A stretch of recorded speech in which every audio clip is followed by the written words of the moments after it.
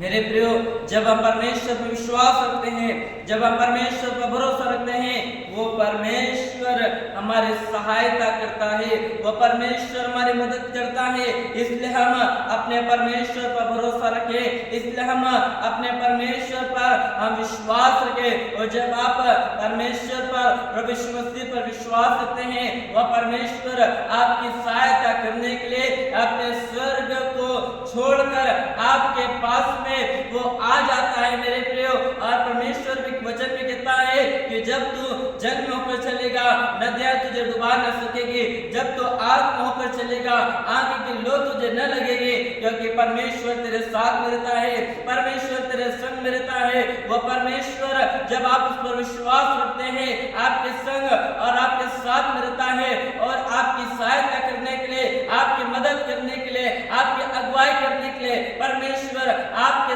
साथ में खड़ा रहता है मेरे प्रियो। कई बार हम अपने जीवन में विचार करते हैं, कई बार हम अपने जीवन में सोचते हैं, मेरा साथ कौन देगा, अब मेरे साथ में खड़ा कौन देगा, मेरे परेशानियों में मेरा साथ कौन देगा, मेरे आंसू के समय में मेरा साथ कौन देगा, मेरी बीमारी के समय में मेरा साथ कौन देगा, मेरी परेशानियों के समय में मेरा साथ कौन देगा, मेरी चिंताओं के समय में मेरा साथ कौन देगा, क्योंकि परमेश्वर आपके साथ में है, परमेश्वर आपकी सहायता करता है।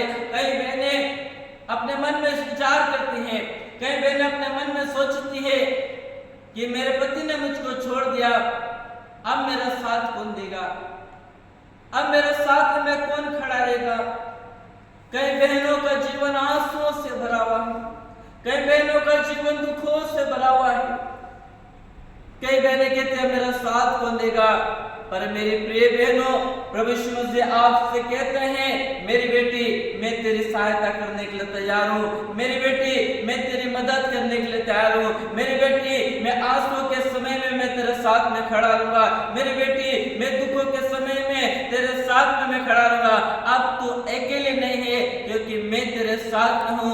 कई भाई लोग भी अपने जीवन में सोचते हैं कि मेरी पत्नी ने मुझको छोड़ दिया, अब मैं अकेला रह गया, मेरे मित्रों ने मुझको छोड़ दिया, मेरे दोस्तों ने मुझको छोड़ दिया, अब मैं अकेला हो गया, अब मेरा साथ कौन देगा। पर मेरे प्रिय भाइयों, ओ प्रभु आपके संग और साथ में रहता है। कई माता पिता अपने जीवन में सोचते हैं, मेरे बच्चों ने मुझको छोड़ दिया, मेरे बच्चे मुझको नहीं पूछते, अब मेरा आसरा कौन है। कई बुजुर्ग माता पिताओं का जीवन आंसुओं से भरा हुआ है, पर मेरा प्रभु ऐसे माता पिता जिनको उनके बच्चे छोड़कर अलग हो गए, मेरा प्रभु आज उनसे कहता है, मेरे लोगों मैं तुम्हारे साथ, मैं तुमको नहीं छोड़ूंगा। वचन कहता है, मैं तुझे कभी अनाथ न छोड़ूंगा, मैं तुझे कभी न त्यागूंगा, क्योंकि मैं तेरा परमेश्वर। आज मेरे प्रिय लोगों, चाहे आप अपने मन में विचार कर रहे होंगे, अब मेरे साथ में कौन है, अब मेरे साथ में कौन खड़ा हुआ है, पर इस बात पर आप विश्वास रखो, परमेश्वर आपके साथ में खड़ा हुआ है, परमेश्वर आपकी मदद करने के लिए आपके साथ में खड़ा हुआ है। जब सारे दरवाजे आपको बंद दिखेंगे, परमेश्वर ने आपके लिए एक मार्ग को खोल दिया है, परमेश्वर ने आपके लिए एक दरवाजे को खोल दिया है। और परमेश्वर का वचन भी जिस प्रकार से भजन संहिता की पुस्तक उसका 73 अध्याय और उसकी 23 पद वचन कहता है, तो भी मैं निरंतर तेरे संग ही था। वचन कहता है, मैं निरंतर तेरे संग था, तेरे आंसुओं में मैं तेरे संग था, तेरे दुखों में मैं तेरे संग था, तेरी परेशानी में तेरे में संग था, तेरे बीमारी के समय में मैं तेरे संग था।